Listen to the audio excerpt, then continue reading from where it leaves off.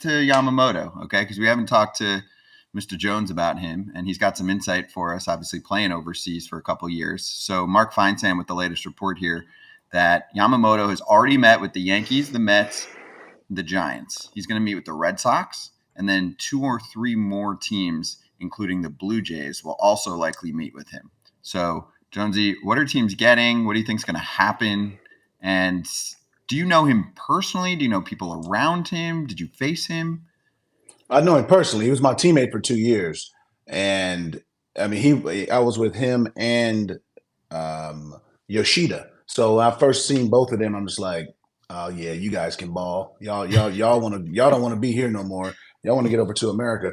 My greatest thing though, I think the best piece of advice I think I told Yamamoto was when I went to talk to him, I was like, you have aspirations to go to America. He said yes. He takes English classes. I said the biggest thing about America in MLB is all 9 hitters want to jump you. Over here, 3, 4 hitters, that's it. Everybody else is going to slap the ball, put the ball in play. That's why it's really tough. Also, to if you're looking at his strikeouts, that's more impressive because their hitters are very contact oriented. By if we've all played against the Japanese players, they are contact oriented hitters.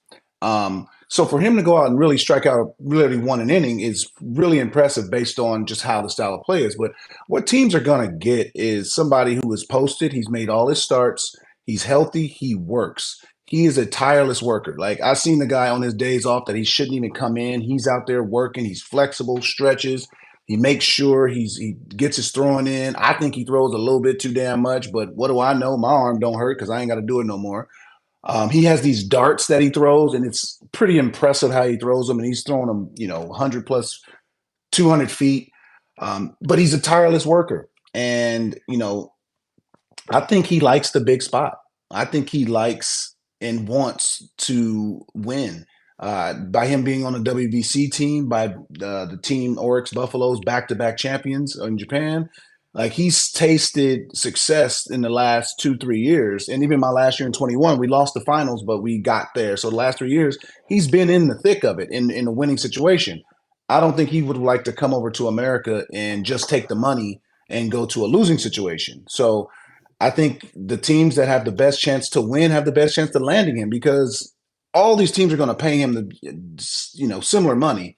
It's just going to boil down to how who wants him and can he win? And by Otani doing this and deferring so much money, open the floodgates because we also if Otani goes here, Yamamoto can't join him. There's just too much money on the books. You can add him. Everybody can have him. Everybody wants Yeah. him, and he's going to get what he wants, winning Yep. and money. Is there something about his motion? Like he's got a really, when I say a quick arm, his he has that like pause, go, and then boop, it pops Yeah. out. Do you think that's going to translate in big league baseball to something that we've seen before, or is it going to be something that it's going to take a long time for guys to make adjustments to this guy?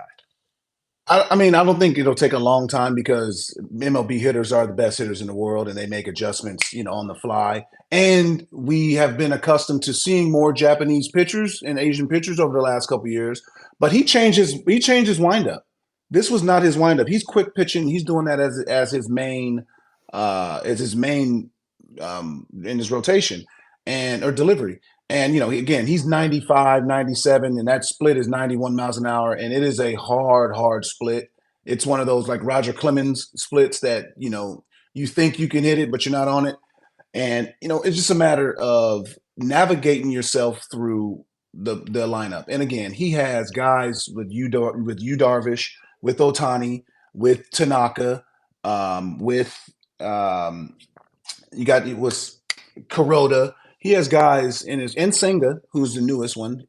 Uh, Guys in his corner he can take information off of and how to approach the American style. You've seen Senga struggled earlier in the season with he got strikeouts, but he was walking guys because American guys they make you work. They're not like the velocity doesn't get to us over in America. So I just think that he has the right people in his corner to talk to and get information. So I don't think he's going to come in just like novice, but I think hitters are also going to come in and be like, okay, I have an understanding of his delivery and how the ball comes out of his arm. And, although he's short, his arm is really whippy. It's got that four-seam ride.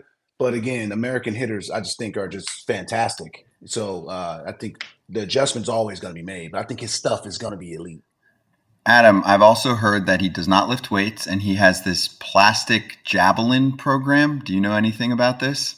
Yeah, that's what I was talking about, these arrows. Okay. And, he sits there and he like crow hops, and I try to do it with him, and he crow hops and launches these arrows really far. It's like those little things like when we grew up as kids, those little like Lawn lawn darts. Your That's Darvish used to exactly throw what they those to are. me all the time.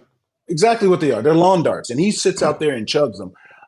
He's not the strongest guy, but he's incredibly flexible. I told him, I said, you're gonna have to eat a little bit more than Gohan in America. That's rice. You're gonna have to eat a little bit more of that. You're gonna have to eat a little bit more of that steak, all that sushi you eat. You triple that.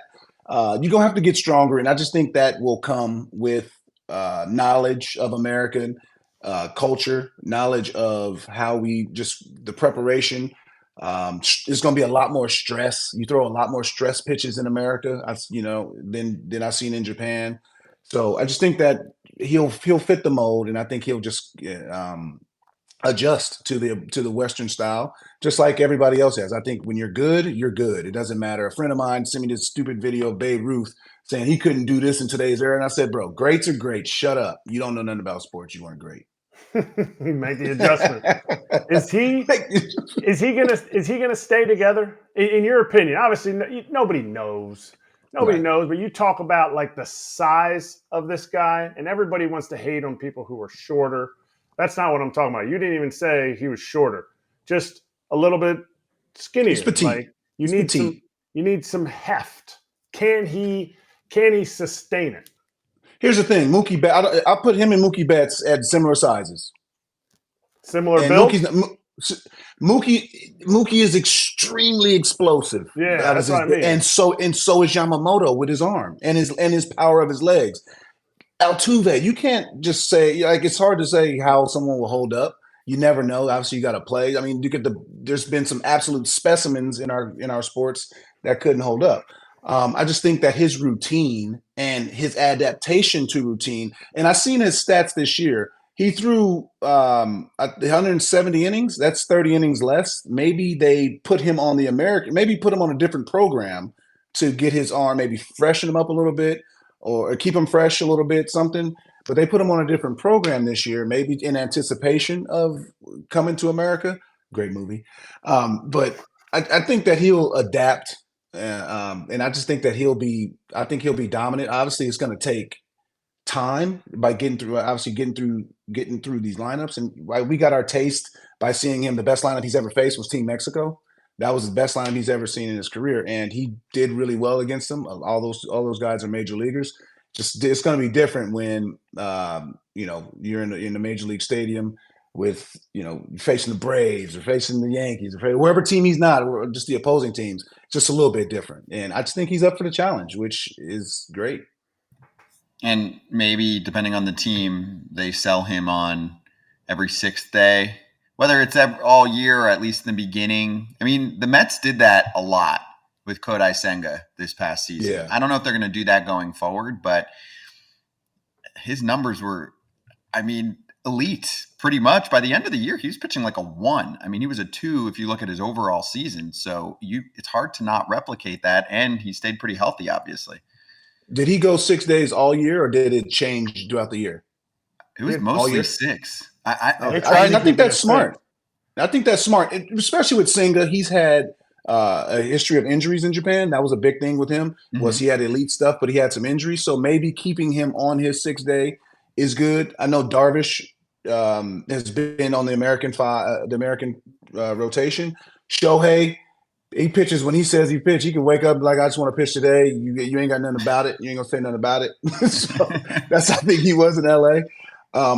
It's if they keep him on his rotation, fine. I just think that with his sustainability and how he's been, I think he can adjust to it. But again, the Japanese, they throw a lot.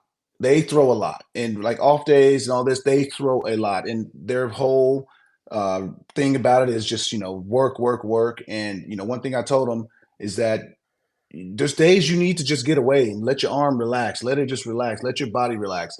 They don't understand that yet. But I think that by having the Tanakas and having guys that have been over to America for a long time, not just 1 year guys that had really good careers over here, I think he has a lot of information going forward on how to, opposed to just like, you know what, I'm the first one like Hideo Nomo and I'm just going to figure it out. Or I think he has just a lot of information on his side this go around. Yeah, it's really good stuff, and he's picked the perfect time to be a free Yeah. agent too. And if it's he not goes to even LA, he can drive a yeah. Rolls Royce. But I say go to San Diego. Why does he need to drive a Rolls Royce? He likes Rolls Royces. Does he? Does he like nice? Like. Oh, Yami. Ooh, he's a big watch guy. Ooh, and I mean, again, you got LA. If somebody wants Yamamoto, give him a nice old paddock. Can't drive a Rolls Royce in New York, man. No, but I just think he wants to be in the limelight, and the limelight is 2 cities in America. We know that. That's New York and LA. Mm-hmm. So if I was to take a guess, I'd say he'd be in one of them. I don't know which, but but his good friend and countryman sure as hell paved the way for him to go over there. Is he enough of a star for what? Because we always talk about, you haven't been on here for a minute. We talk about the Giants. They need a star. Does he have that personality that you're like, whoa, this guy like lights up the room, lights up, like, I want to come and see this team because Yamamoto's on this team? Or is it more of a reserved, like behind the scenes type of star that we're looking at? It's a little bit of both. Like, he's got a great laugh. He's very involved with his teammates. Like, he's not the, stay behind, be closed behind the window, behind the doors. He's out there, like, at practices and all that stuff. We practice a lot. He was always out there front and center, did his work, but would always be around. He always tried to speak to the Americans. It was me, a guy named Tyler Higgins, Stephen Moya was over there, Stefan Romero, and so he would always talk to the American guys. He wanted to learn. Like, that was the coolest thing about him, is he wanted to learn the Western culture, and by him doing that, told me he wants to go to America to play. He wants to play in MLB, and he took all the steps. He took English classes. He sure as hell knows how to spend some money. That's very American. So I think that I think that he's got some things built into him that's very American, and I think he's up for the challenge. And by winning 3 straight of their Cy Youngs, I don't know the exact name of the Cy Young. I don't want to butcher it and be disrespectful, but he's won 3 straight Cy Youngs over there. It's time to go and challenge yourself somewhere else, and there's no better else to challenge yourself than Major League Baseball. So as a former teammate and as a friend, somebody who's able to hopefully give him a little bit of information and knowledge, I can't wait for his arrival because I want to go see it. So last one, and then we'll bring on our next guest, Eric Johnson, big man in the pitching world for the Cincinnati Reds. We'll go over the fancy schmancy title in a sec for him. But do you think that Yamamoto wants to share the spotlight with Ohtani and the sponsorships and everything else, or he wants to be the king of his own, if not organization, city even, which to me makes me feel like he's more on the New York side of things? Well, no one's going to be Ohtani. Ohtani's on every billboard. The only person who's Ohtani is Ichiro. That's it. Godzilla is big. Godzilla still ain't Ohtani in the Japanese market. I think Yamamoto is. I think first off, there's enough to go around. And I think Yamamoto, by having Osaka as his base, he's not a Tokyo guy. Even though Shohei is a Nippon guy, he's corporate Tokyo. Let's just call it what it is. I think Yamamoto has enough of the 20 million that's in Osaka, Kobe area to have his own rights and have his own sponsorship and have his own billboards, everything in Osaka, and have them praise him as they do Ohtani. So I think there's enough to go around. And I don't think he minds, if he throws behind him. He said he wants to play with somebody familiar. Someone, obviously, that familiarity means someone Japanese. So there's only a few teams that you can do that with. And again, the one opened up immensely, and it's just a matter of where he wants to go. I texted him the other day, and I was just like, "Hey, any decisions?" He ain't texted me back, so hopefully he's in meetings all the time and just trying to make the best decision for him. He's a single guy, so he's about to. He might buy 2 Rolls Royces. Home and road. If the Dodgers sign him, how much more does that patch go up for a Japanese Ooh. company? Oh wow. They I have mean, two dudes. It you might got pay for Yamamoto's Nintendo, contract. you got Marushin, you got Nippon. I mean, they're gonna have their own ramen brand. They're gonna have their own beef. Maybe get the Shohei Yamamoto Ooh, beef. what's that called? Oh, You got the Wagyu, you got the A5, you got the Kobe, you got the Miyazaki beef, you got the Hokkaido, you got the Awaji, which is the best. I mean, yeah, where do you that's want to the one go? that was the championship Awaji. There you go. Yeah, I like how That's they put championship at their. That's the name. That if they just get an Owaji Awaji. patch on there, it just says championship, and then each year they win one, they just put like a two.